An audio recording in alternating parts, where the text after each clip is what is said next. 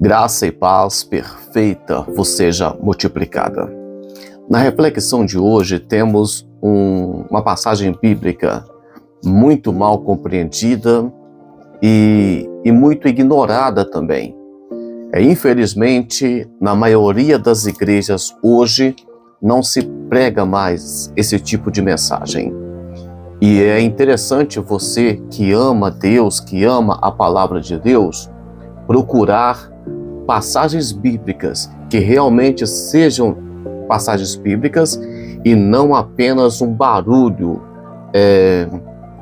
de um movimento religioso. É por isso que muitas pessoas são enganadas e reclamam: eu fui à igreja e fui enganado, porque foi em uma igreja que só pregava aquilo que você queria ouvir. Então, eu já sei que é um tipo de mensagem que não traz muito resultado, que as pessoas não procuram, que não dá muito like e visualizações, mas como o compromisso é com a verdade e não apenas de prender a sua atenção, porque eu também aprendo quando ensino. Então, essa é a vantagem de ensinar aqui. Você ensina e aprende muito mais do que você ensina. Está no livro de Lucas, capítulo 16, do versículo 19 ao 31, e eu vou ler apenas o primeiro e o segundo versículo aqui, versículo 19 e o 20, que diz assim: Ora, havia um homem rico, e vestia-se de púrpura e de linho finíssimo, e vivia todos os dias regalada e esplendidamente. Havia também um certo mendigo chamado Lázaro, que jazia cheio de chagas à porta daquele. Tá? Então, o texto é bastante conhecido, tá? Vou dar uma resumida aqui. O texto vai dizer que o rico, ele vivia uma vida esplêndida e com muito luxo, muito mesmo. Na época bíblica, era comum as pessoas terem apenas uma peça de roupa. É por isso que proibia de tomar a capa de alguém. Então, aqui, a roupa que esse rico vestia era uma roupa tão chique que era inclusive feita, quando fala de púrpura, naquela época, era de crustáceos do fundo do mar. Era uma coisa assim, muito cara, era muito luxo. E quando fala de linho finíssimo, era uma roupa que ficava embaixo da capa que ele vestia. Então, resumindo, quem ouviu essa parábola naquela época sabia que a roupa que aquele homem vestia mostrava que ele tinha muito dinheiro. E do outro lado temos alguém que passava fome todos os dias e desejava, tinha vontade de comer migalhas. O texto nem diz que ele comia as migalhas, ele tinha vontade de comer das migalhas que caíam. E disse que os cachorros iam lamber-lhe as chagas. Então era uma pessoa pobre, que passava fome e doente. Mas aqui, na visão de Jesus, era uma pessoa que agradava a Deus de alguma forma.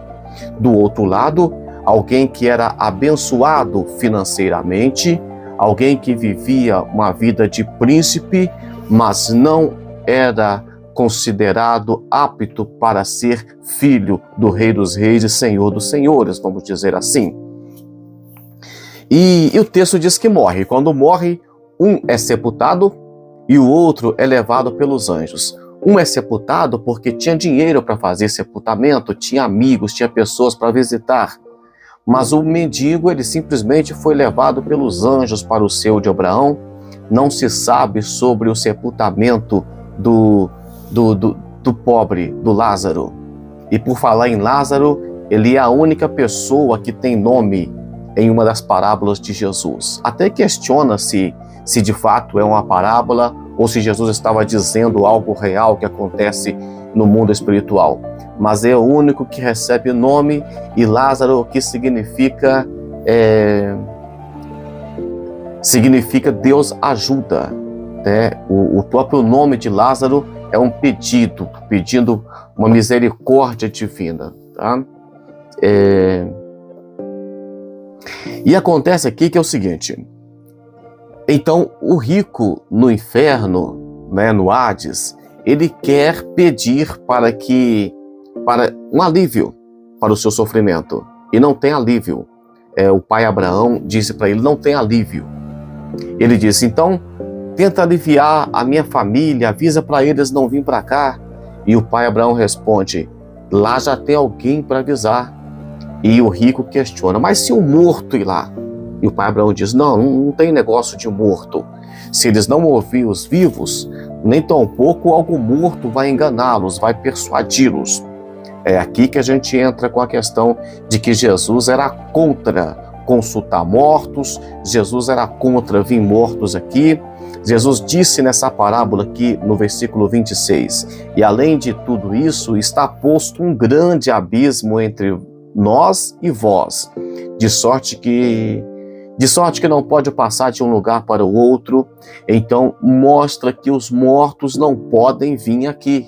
Essa história de que pelo espírito de fulano, que fulano encarnou, fulano não escrevia livros, quem escrevia era o espírito e tal, isso tudo nós entendemos tratar-se de doutrinas de demônios e espíritos enganadores. Eu não estou batendo nessa tecla de propósito, é porque está na sequência do nosso estudo. E então eu quero trazer para vocês aqui alguns pontos importantes desse estudo. Ele vai mostrar aqui 3 contrastes na vida. Contraste na vida enquanto estava vivo: um era muito rico, o outro era muito pobre, um poderia pagar os melhores médicos, o outro era doente, né? Isso na vida. Contraste na morte: um é morto, os dois são mortos, mas um é levado pelos anjos, e o enterro dele ninguém fez questão de dizer, mas o outro diz, foi sepultado direitinho, como deveria ser um sepultamento, um funeral. E o contraste na vida eterna: na vida eterna você percebe a inversão. Enquanto um tinha muitos privilégios e benefícios nessa terra, na outra vida a situação foi invertida. Foi invertida. Então aqui nós temos a situação de 2 pessoas. É importante saber que o fato do rico ser rico, isso não o levou para o inferno, e o fato do pobre ser pobre, isso também não fez com que ele fosse para o seio de Abraão, que a gente resume tudo e fala que o Hades aqui é o inferno e que o seio de Abraão é o céu, mas isso eu dou estudo completo sobre isso aqui, sobre Hades, seio de Abraão, sobre Tártaro. Lá nós separamos detalhe de cada um desses em escatologia bíblica. E falarei futuramente sobre isso ainda. O que fez com que aquele rico fosse para o inferno não era o que ele fez, porque o texto não diz que ele roubava, que ele matava, o texto não diz nada disso. O texto diz apenas que ele era rico e vivia muito tranquilo. O que fez com que aquele rico fosse para o inferno foi o que ele deixou de fazer. Ele poderia, por exemplo, ter observado que tinha um mendigo todos os dias na sua porta. Ele poderia ter tentado fazer alguma coisa por aquele mendigo, mas ele ignorou. Ele poderia ter deixado de viver uma vida regaladamente, como o texto diz, e tentado tirar um momento para Deus, para as coisas espirituais. Ele não fez. Então o que leva o rico para o inferno não foi o que ele fez, foi o que ele deixou de fazer.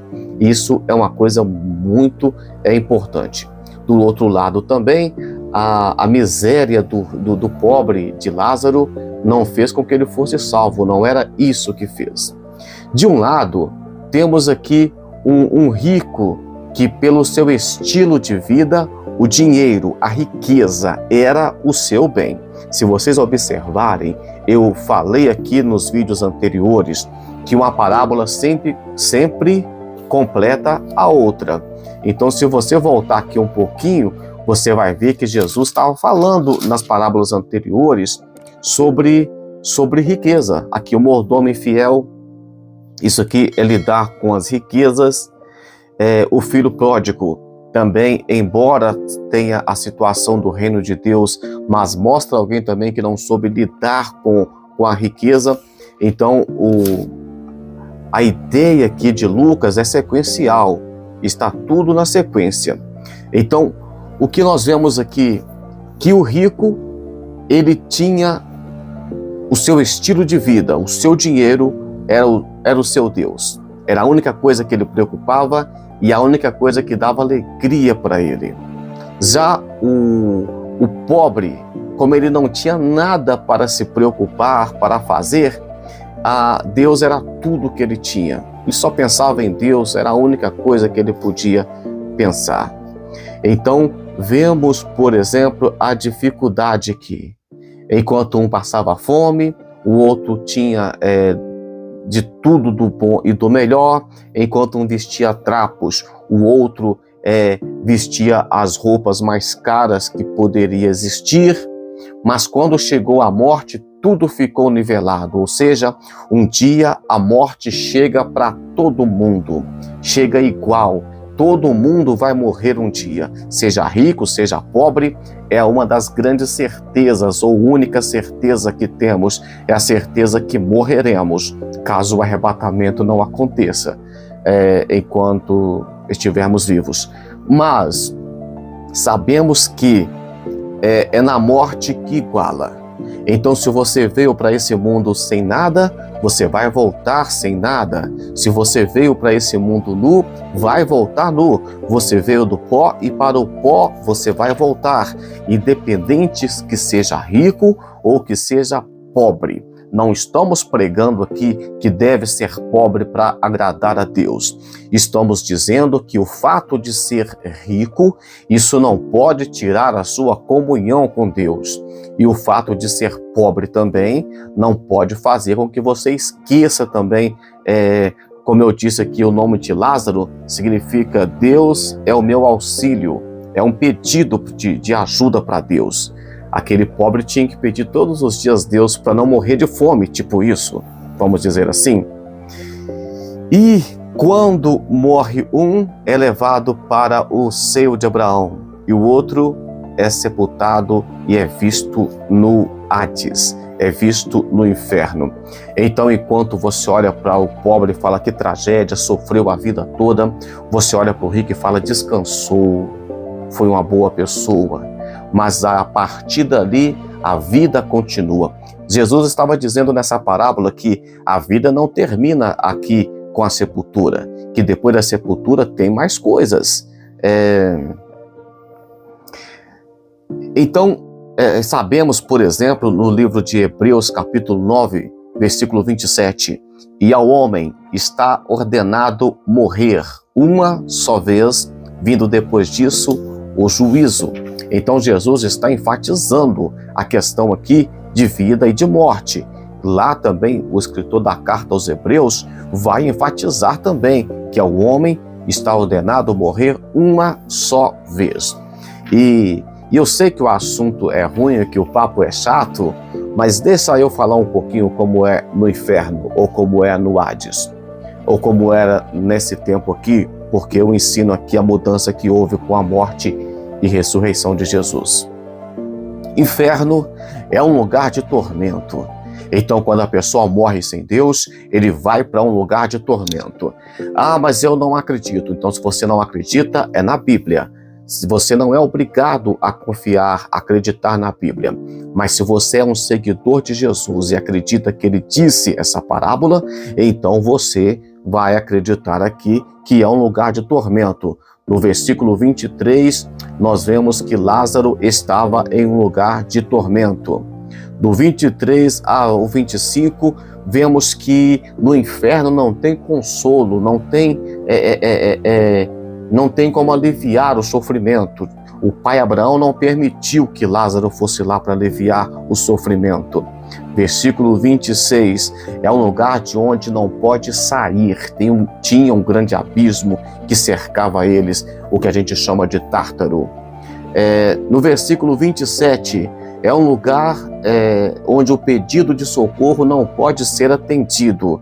Então, enquanto não chegar o dia do julgamento, quem está no inferno não adianta pedir socorro.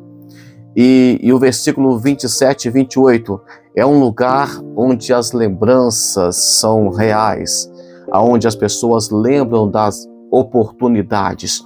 Lá no inferno, não tem tempo, não tem negócio de você dizer que não acredita em Deus. Eu sou ateu, eu sou agnóstico, eu sou isso, eu sou aquilo outro. Lá no inferno não tem isso. Você vai saber da sua realidade e não tem para onde fugir. Deus nos livra disso, né? É para quem for para lá, quem quiser ir para lá.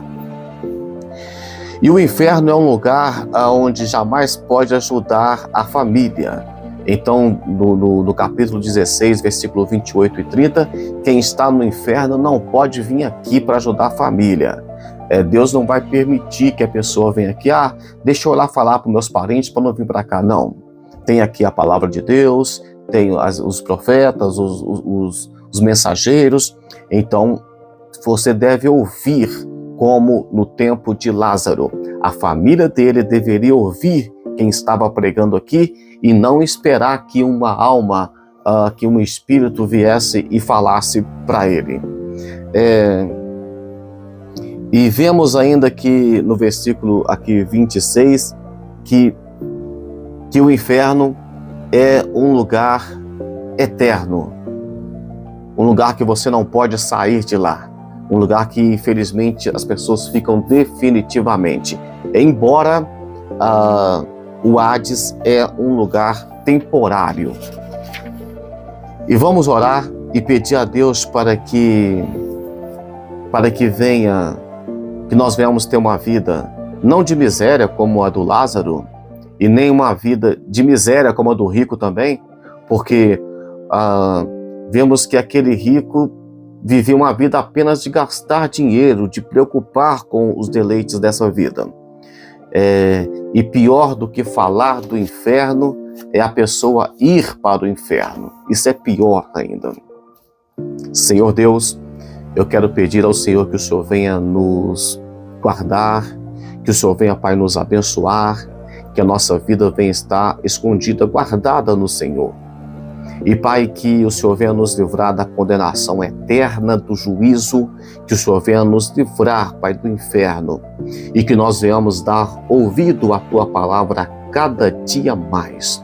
Aprendemos, Pai, que o fato de alguém ser pobre não significa que está afastado e abandonado pelo Senhor. Aprendemos, Pai, que o fato de alguém ter alguma enfermidade, como aquele Lázaro tinha, as chagas, isso não significa também que essa pessoa está possuída por demônios e que está longe do Senhor.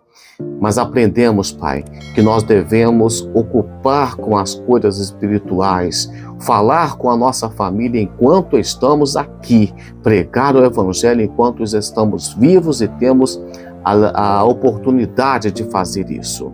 Deus, toma em Tuas mãos nossas vidas e nos livra, Pai, do mal, em nome de Jesus. Até amanhã com mais um devocional, se o Senhor assim o permitir.